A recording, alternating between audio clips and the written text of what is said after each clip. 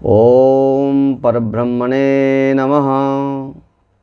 ईशावास्योपनिषद का 11वां मंत्र। विद्यां चा विद्यां च जस्तद्वेदो वयगुंसः अविद्यया मृत्युं तीर्त्वा विद्ययामृतमश्नुते। इस मंत्र में कर्म और अकर्म का वास्तविक रहस्य समझने में बड़े बड़े बुद्धिमान पुरुष भी भूल कर बैठते हैं। कर्म और अकर्म का वास्तविक रहस्य क्या है, इसमें बड़े बड़े बुद्धिमान और ज्ञानी लोग भी जो है वह भूल जाते हैं। इस कारण कर्म रहस्य से अनभिज्ञ ज्ञानाभिमानी मनुष्य कर्म को ब्रह्म ज्ञान में बाधक समझ लेते हैं और अपने वर्णाश्रमोचित आवश्यक कर्तव्य कर्मों का त्याग कर देते हैं। परंतु इस प्रकार के त्याग से उन्हें त्याग का यथार्थ फल कर्म बंधन से छुटकारा नहीं मिलता। इसी प्रकार ज्ञान का तत्व न समझने के कारण, ज्ञान के रहस्य को न समझने के कारण, ज्ञान के मर्म को न समझने के कारण मनुष्य अपने को ज्ञानी तथा संसार से ऊपर उठे हुए मान लेते हैं। ज्ञान का जो मूल तत्व है उसको नहीं समझते हैं, परंतु अज्ञानतावश वह अपने आप को संसार से, समाज से ऊपर उठा हुआ समझते हैं।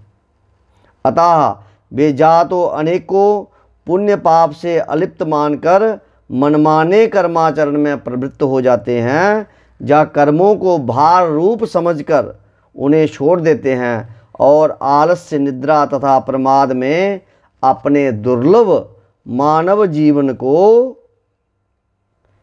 के अमूल्य समय को नष्ट कर देते हैं।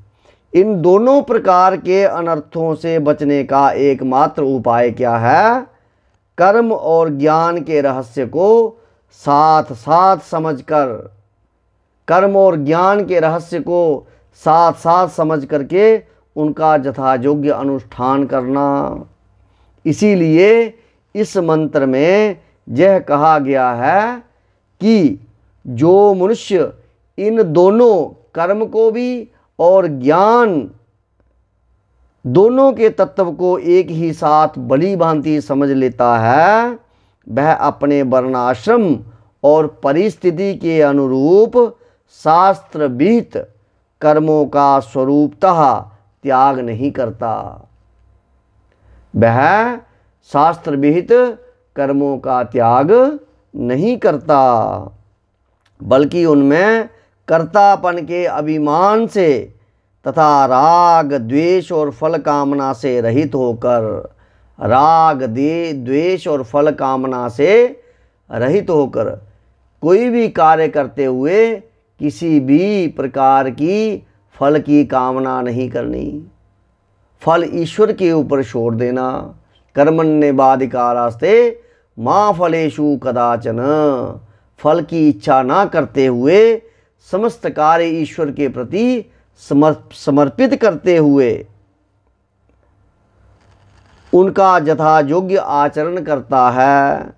इससे उसकी जीवन यात्रा भी सुखपूर्वक चलती है और इस भाव से कर्मानुष्ठान करने के फलस्वरूप उसका अंतःकरण, उसका चित्त समस्त दुर्गुणों एवं विकारों से रहित होकर अत्यंत निर्मल हो जाता है। किसी भी प्रकार का मल, किसी भी प्रकार का उसके चित्त में, उसके अंतःकरण में द्वेष, राग द्वेष जो है वो नहीं रहता।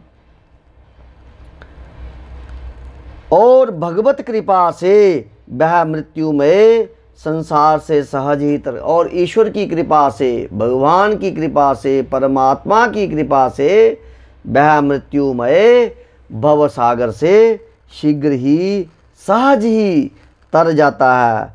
इस कर्म साधन के साथ ही विवेक वैराग्य संपन्न होकर निरंतर ब्रह्म विचार का ज्ञानाभ्यास करते रहने से श्री परमेश्वर के यथार्थ ज्ञान का उदय होने पर जब परम पिता परमात्मा का उसके हृदय में, उसके अंतःकरण में यथार्थ ज्ञान हो जाता है, वह शीघ्र ही परब्रह्म परमेश्वर को साक्षात प्राप्त कर लेता है।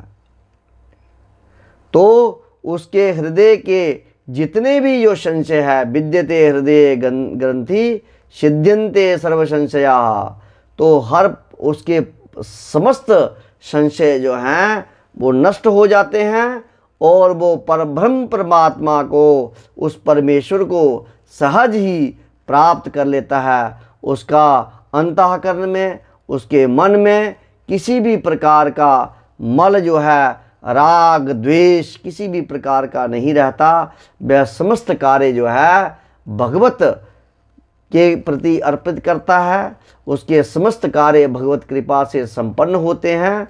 इसमें बहुत ही सुंदर ढंग से जो है विद्या और अविद्या का वर्णन किया गया है। जय जय सीताराम, जय जय सीताराम, जय जय सीताराम।